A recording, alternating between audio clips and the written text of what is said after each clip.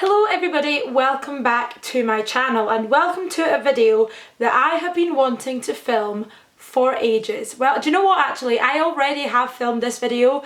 I filmed this video at the end of my probation year, so over a year ago now, and I then lost the SD card that I'd filmed on, and cut to about 2 weeks ago I rediscovered the SD card. I found the video that I had filmed, but it just felt a little bit outdated, so I thought I would sit down and I would film this video again. Today I'm going to be talking you through some of the resources that got me through my early teaching career.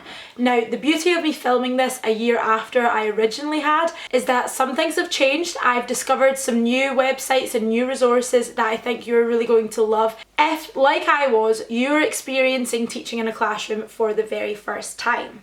So I have a list here, let me see, of 7 different resources that I swear by. The majority of these resources I found during my probation year, and a few others I found more recently in the previous year. And I'm going to share them with you now in the hope that if you have any resources that you use, you will also put them below, because then this video can just become like a big glossary of useful websites and useful resources for teachers. So the first resource that I have for you today is one which I have mentioned previously, and I'm sure that if you are within the teaching realm, you will have heard of it before. So let's make it quick.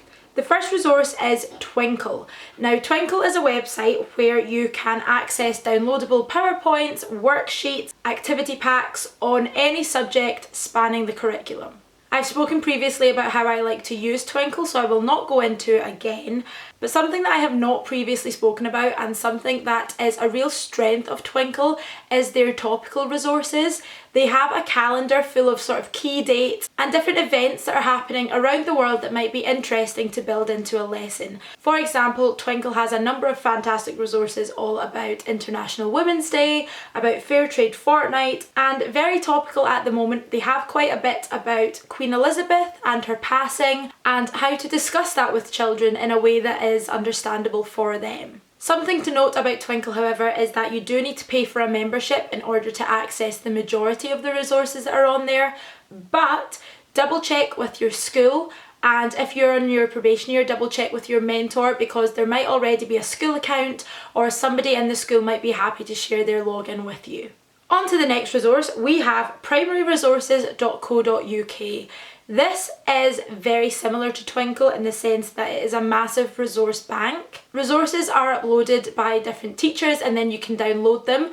The website itself isn't as user-friendly as Twinkle is, but it is free. Similarly to Twinkle, their resources are split up into different curriculum areas. You can also search for something in particular. And the thing that I used to love primary resources for was their Oxford Reading Tree comprehension worksheets, activities.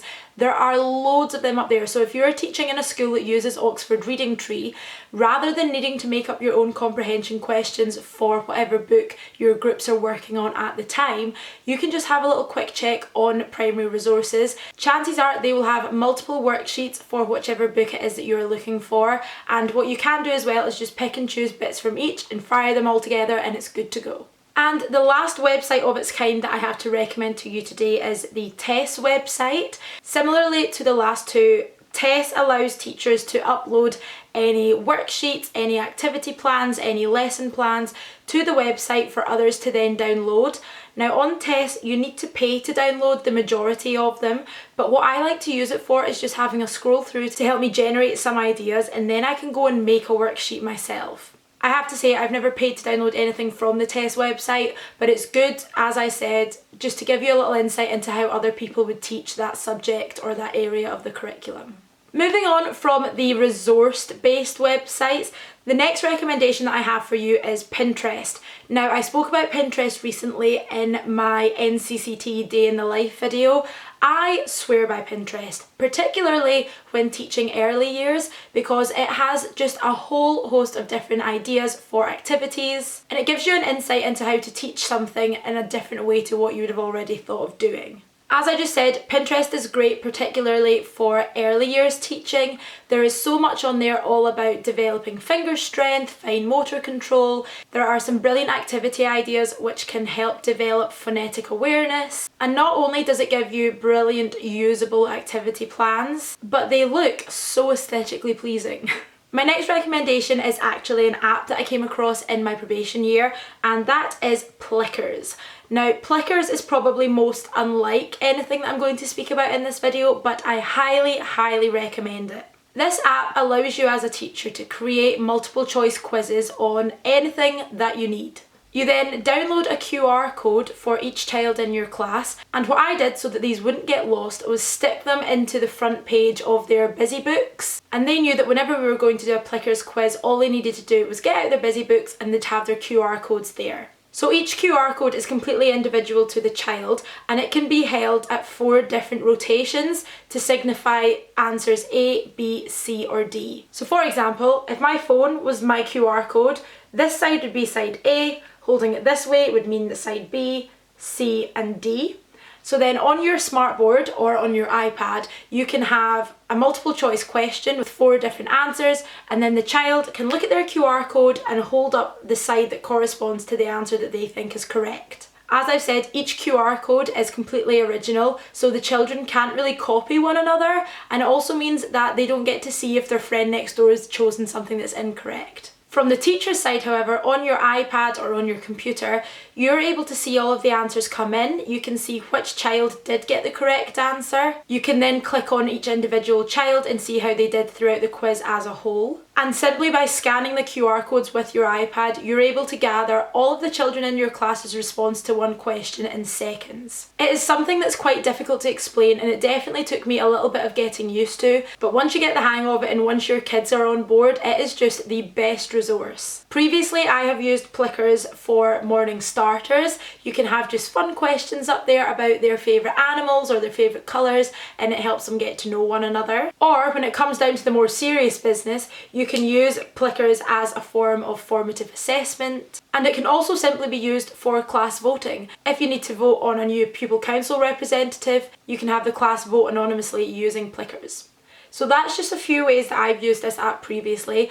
If you haven't come across it yet, I definitely recommend downloading it and having a little play around because it is brilliant. My next lifesaver is BBC Teach. BBC Teach is an absolute treasure trove when it comes to videos. Whenever I was going to start teaching a new topic, one of my first stops would always be BBC Teach to see what sorts of things they had that I could use to either share with the children or to watch myself to give me a bit of background knowledge. I'd say probably what I love most about BBC Teach is that it is UK focused, whereas I feel as though a lot of videos that you can find online are quite US focused. And piggybacking onto the back of BBC Teach, I adore CBBC News Round to either put on when the kids are coming in the morning, to put on after lunch as a little bit of quiet time. It keeps children up to date with current affairs in a way that is appropriate for their age level. And News Round has stimulated some brilliant conversations in the classes that I've taught in. And the last little bit of BBC goodness comes in the form of number blocks. If you have not come across number blocks before, you can find them on BBC iPlayer, and they are short 5-minute episodes which introduce the foundations of numeracy. The primary 1 class that I taught in last year absolutely adored number blocks. If we started a numeracy session and didn't watch number blocks, I would get complaints from a few of them. It is so well made. They are so entertaining for the children, but the episodes are so informative. I would have little 5-year-olds have breakthrough moments in numeracy, and I'd ask them how they got to that conclusion, and on more than one occasion it would be because they've remembered something that they saw or heard in number blocks. So if you haven't had to dig through the BBC teaching resources yet, definitely do that. And the last little recommendation that I have for you is YouTube. Surprise, surprise. I could not film this video and upload it onto YouTube without mentioning how useful it can be as a teacher. Children love watching a YouTube video as a way of learning. It makes it seem a little bit more exciting than the information purely coming from your mouth. And there have also been countless occasions that I have used YouTube to teach me before I teach the children. Just a few little channels that I would recommend. The first is Peekaboo Kids, which is a sort of science-based YouTube channel. They create some really informative videos which are suitable from primary 1 up to primary 7 and beyond. They have some really cute characters that the kids quite enjoy, and I've been able to use those videos as a starting point for some fantastic lessons. The second channel recommendation I have for you is Saddleback Kids.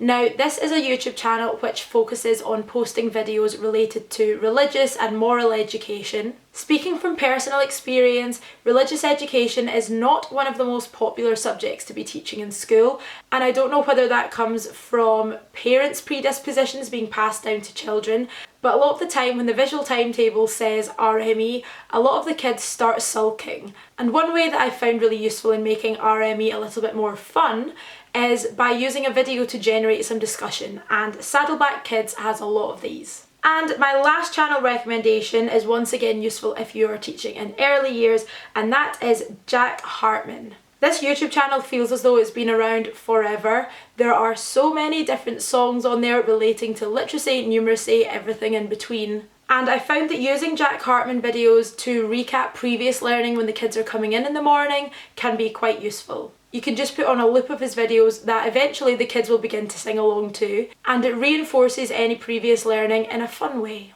And with that comes the end of my recommendations today. As I mentioned at the start of the video, if you yourself are a teacher and have any other recommendations, definitely leave them down below in the comments because they will help out some other people. If you guys did enjoy this video, please do give it a thumbs up, and if you have any other videos similar to this that you'd like to see, please let me know down in the comments as well.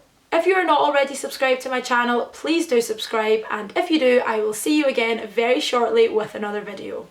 Goodbye!